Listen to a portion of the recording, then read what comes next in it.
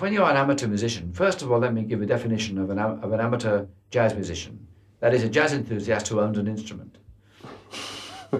Most of them really can't play. It doesn't matter, they can't play, they enjoy it, and that's fine.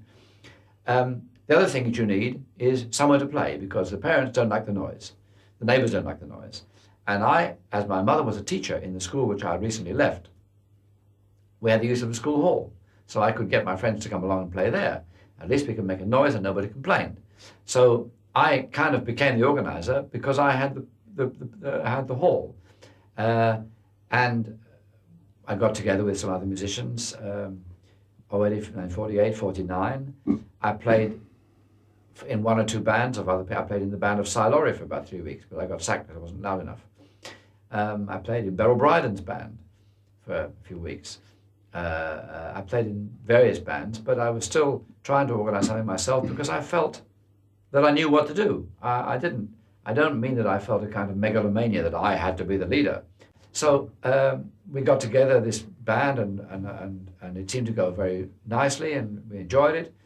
But it was still an amateur band, and it wasn't until 1952 when I was already in the music school playing Brahms and so on, sometimes in the daytime with the orchestra, never getting up in time for the theory lessons in the morning because I was out late at night in jazz clubs. But this time, by that time, I and a few other musicians who I met, who were, although amateurs, in fact, did nothing else but play.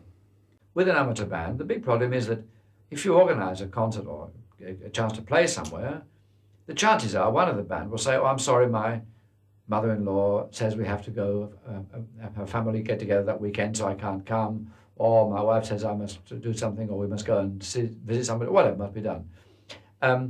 Or so that we felt very frustrated, and we said, at this rate, no English band playing this revived New Orleans jazz or traditional jazz will ever be any good because we don't play as if our life depended upon it.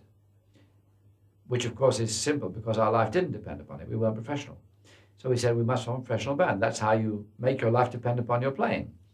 It becomes important to you and you have nothing else to do but getting better and playing it right.